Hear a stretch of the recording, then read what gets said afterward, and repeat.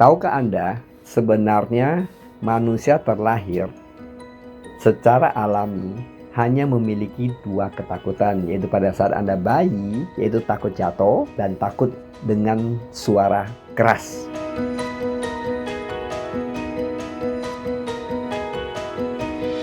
Tapi realita saat ini, Anda berumur dewasa, kenapa Anda dan saya memiliki lebih dari dua ketakutan? Mari kita lihat contoh berikut ini ya. Katakanlah suatu ketika ada A dan B sedang berjalan di taman. Di tengah perjalanan mereka datang seekor anjing mendekat. Si A lari terbirit-birit, yaitu takut terhadap anjing tersebut. Si B datang mendekati anjing, bahkan dia memeluk anjingnya, membelai dia, bahkan dengan ciuman penuh kasih sayang gitu. Satu kejadian, tapi dua reaksi yang berbeda. A dan B, reaksinya bertolak belakang. Kenapa? Mari kita lihat apa yang terjadi sesungguhnya. Si A bisa jadi pernah digigit oleh anjing. Si A mungkin nonton film-film tertentu tentang ganasnya anjing, atau dengar cerita, atau membaca buku, atau apapun yang notabene-nya dia merekam di datanya dia anjing sama dengan menakutkan. Si B tadi bisa jadi dia pernah pelihara anjing, anjingnya begitu menyenangkan, anjingnya begitu menyayangi dia begitu menyayangi anjingnya, sehingga data yang tersimpan si B ini adalah sesuatu yang baik tentang si anjing. Reaksinya si B mendekati anjing, reaksinya si A lari tergirit-girit terhadap anjing, padahal sama-sama anjing yang sama. Ini membuktikan bahwa si A tadi sudah ada tambah satu ketakutan, yaitu anjing. Padahal dia terlahir tidak ada dalam catatannya dia takut sama anjing.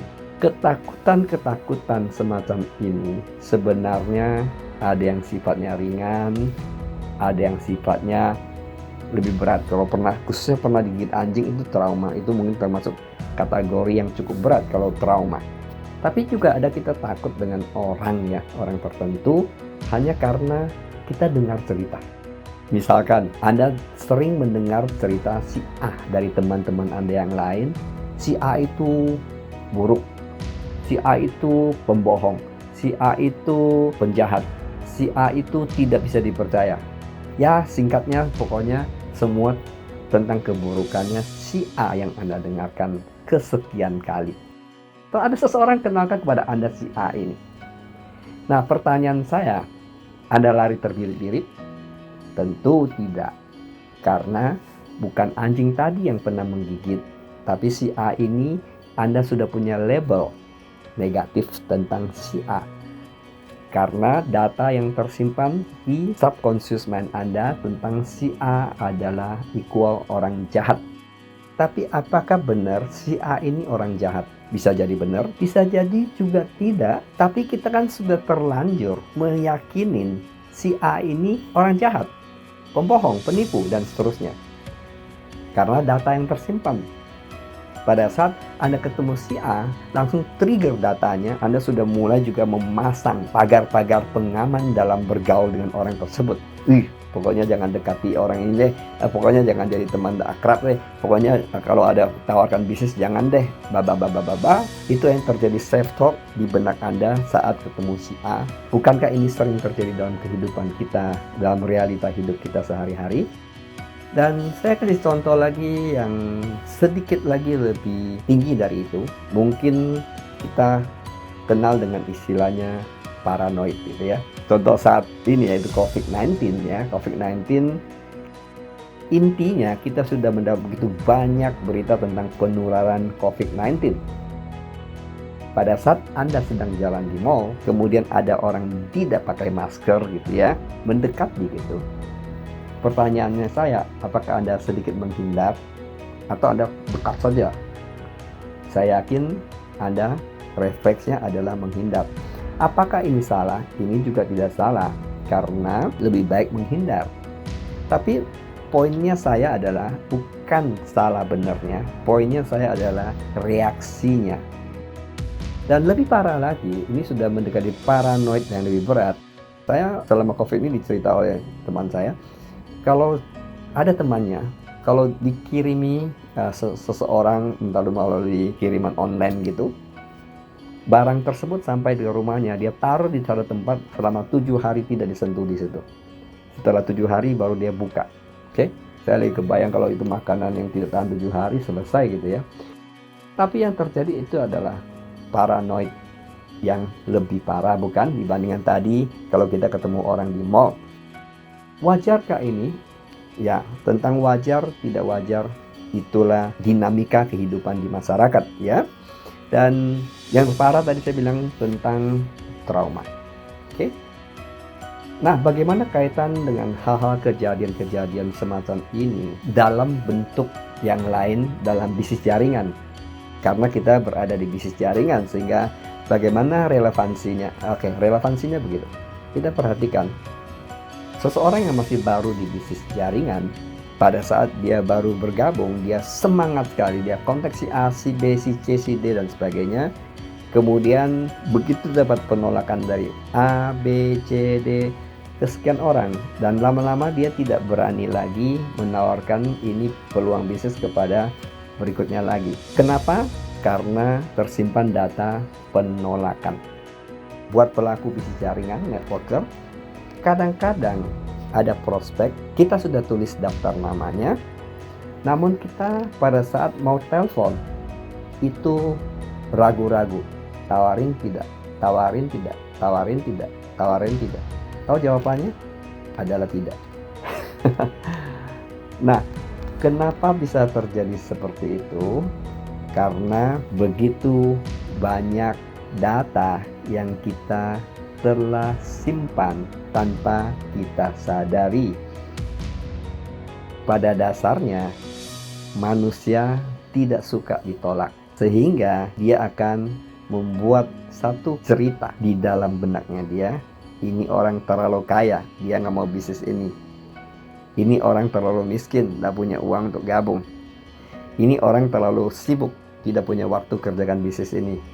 Ini orang nganggur, dan seterusnya, dan seterusnya. Akhirnya manusia cenderung mencari pembenaran dalam dirinya dia. Oke? Dan ini yang terjadi dalam praktek kita sehari-hari. Sebenarnya hal-hal tersebut bisa diatasi atau tidak? Nah, ini menarik. Pertanyaan yang menarik, bukan? Jawabannya iya, bisa diatasi. Lantas Anda tanya, oh gimana cara mengatasinya? Oke, tentu ada beberapa cara. Saya sharing di sini, diantaranya adalah bahwa pertama kita mesti ngerti bahwa bisnis kita ini tidak merugikan orang lain. Oke? Bisnis ini pada saat kita tawarkan ke orang lain adalah untuk kepentingan orang itu lebih besar dibandingkan kepentingan saya. Kenapa begitu? Orang yang dikenalkan belum tentu lebih berhasil dibandingkan orang yang dikenalkan, bukan? Oke, contoh kasus, ada orang mereferensikan bisnis ini kepada orang lain. Yang mana yang mereferensikan itu tidak begitu berhasil dibandingkan yang direferensikan. Yang direferensikan sekarang mungkin punya mobil mewah, rumah mewah, keliling dunia. Yang memperkenalkan juga mungkin income-nya ya begitu-gitu aja. Nah, pertanyaan saya sekarang, siapa lebih diuntungkan? Tentu orang yang dikenalkan. Bisa juga bukan dari sisi penghasilan atau materi, bisa juga produk yang kita kenalkan itu membantu penyembuhan penyakit tertentu. Siapa dapat manfaatnya banyak? Tentu dalam hal ini orang yang dikenalkan. Tapi sayangnya kadang-kadang pelaku bisnis ini punya satu mindset mencari keuntungan pribadi. Sehingga pada saat keuntungan pribadi yang menjadi fokus, terjadi satu penolakan itu sakit. Penolakan itu sakit karena dia merasa dia ditolak. Dia nggak dapat sesuatu. Tapi kalau itu dirubah cara berpikirnya bahwa oh sayang sekali orang ini tidak pakai produk ini, padahal mungkin dia pakai produk ini bisa membantu penyembuhan penyakitnya tertentu gitu ya. Atau waduh sayang banget, andai kan dia kerjakan bisnis ini, dia bisa mungkin saat ini menikmati passive income di tengah-tengah COVID-19. Kita tahu bahwa COVID-19 sekarang banyak orang di PHK dan sebagainya. Sebagian penghasilannya mapan di bisnis ini, dalam bisnis FFG kita lihat bahwa tenang-tenang aja di tengah COVID ini, karena mereka punya passive income yang begitu mantapnya, dan bahkan sebagian income yang semakin besar di tengah-tengah COVID-19. Oleh sebab itu, sebagai professional network builder, mesti mindset yang tepat. Dan strategi apa lagi? Strategi yang lain, ini strategi sebenarnya adalah psikologi, berkaitan dengan pendekatan psikologi. Maksud saya adalah tentang teknik atau kiat atau satu skill. Ya tadi kita cerita tentang misalnya tadi labeling lah, kemudian paranoid ringan, paranoid berat, dan trauma tadi ya. Nah itu sebenarnya file-file itu yang tersimpan itu kita bisa menggantikannya dengan sekejap. Dengar baik-baik, sekejap, seperti saya ketik sekejap ini. Bagaimana strateginya? Seperti ini. Katakanlah misalnya saya takut sama anjing gitu ya. Oke, karena saya punya data anjing yang begitu buruk. Sekarang saya menggantikan gambar anjing. Kalau saya ilustrasikan, ini adalah satu lukisan yang buruk gitu. Warnanya buruk, kacau balau warnanya, gambarnya tidak teratur. Saya lukis ulang. Saya lukis dengan warna yang saya suka, kemudian gambar-gambarnya indah sekali, sekitarnya juga indah sekali. Sehingga pada saya lihat gambar, wow, menarik sekali. Dan saya menambahkan lagi satu visual tersendiri yang sifatnya positif terhadap si anjing ini. Mungkin caranya adalah saya gunakan dulu kenyataan hidup saya. Contoh, kenyataan hidup saya yang happy-happy. Banyak, misalnya, wow, anak kita lahir. Oh, kita dapat hadiah. Oh, kita naik kelas dengan nilai yang menarik, dengan nilai yang bagus. Oh, kita pada saat menyatakan cinta kepada seseorang diterima, dan seterusnya. Feeling itu saya pakai. Oke? Dan saya pakai emosi itu, dan saya masukkan di gambar tersebut, emosi saya. Oke? Sehingga pada saat saya lihat gambar ini, wow, emosi saya mulai muncul. Setelah saya gambar ini saya ganti, saya kasih masukkan emosi saya di dalamnya. Kemudian saya menggunakan satu konsep, istilahnya anchor atau anchoring. Anchor ini adalah, ya kita tahu anchor itu adalah jangkar dalam bahasa Indonesia. Tapi dalam emosi, anchor ini adalah satu strategi atau alat membantu kita membuat keputusan. Nah, sehingga kita bisa menggunakan ini membuat keputusan yang lebih positif. Contoh tadi, saya takut dengan anjing, saya ganti gambarnya tentang anjing yang menarik, yang lucu-lucu, ya pemandangan di sekitar anjing itu bagus, dan saya tambahkan emosi di dalamnya. Dan kemudian bisa nggak saya sebutkan anjing, saya tambahkan satu lagi tambahan, tepuk tangan 3 kali. Berarti setiap kali saya sebutkan anjing, saya tepuk tangan 3 kali. Ini gambar-gambar tentang positifnya anjing ini muncul. Sehingga reaksi saya sudah positif dulu terhadap anjing di depan saya. Minimum. Bisa jadi anjing di depan kita bisa tetap menggigit ya. Bukan berarti seperti ini sudah aman. Tidak. Maksud saya bagaimana kita menghandle kita punya inner peace tersebut. Sehingga, oke, saya sudah merasa positif dulu. Nah, demikian juga pendekatan kita dengan kita punya prospek. Oke, pendekatan kita bisa jadi dengan downline, upline. Bisa jadi kenapa? Bisa jadi kita mungkin ada trauma atau paranoid dengan downline karena mungkin kita tahu karakternya ini, kemudian kita kasih label dia. Atau dengan upline kita kasih label dia. Itu sebenarnya tidak boleh melabeling orang di sini. Kita tidak boleh juga menyimpan file-file semacam ini. Ingat, manusia juga bisa berubah. Ingat juga bahwa tidak setiap tindakan orang itu buruk. Sehingga kita tidak boleh menghakimi dalam hal ini. Dengan strategi tadi itu, katakanlah dengan prospekmu, dengan downline-mu yang kamu tadinya nggak suka, dengan upline yang kamu tidak suka, saat ini ganti gambarnya. Ganti gambarnya prospekmu, ganti gambarnya downline-mu, ganti gambarnya upline-mu. Kita ganti gambar, oke? gambar mental orang tersebut.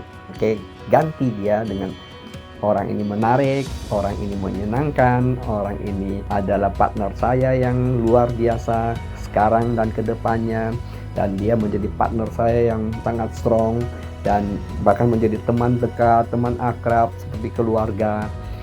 Dan saya tambahkan lagi emosi saya yang lain, yaitu emosi tentang kalau impianmu mobil, impianmu rumah, impianmu bawa orang keliling dunia, atau impianmu membawa orang tua naik haji, orang tua datang ke tanah suci di Israel dan seterusnya, apapun tempat suci dimanapun yang Anda ingin bawa orang tua Anda ke sana, Anda ingin lakukan yang terbaik untuk anak Anda.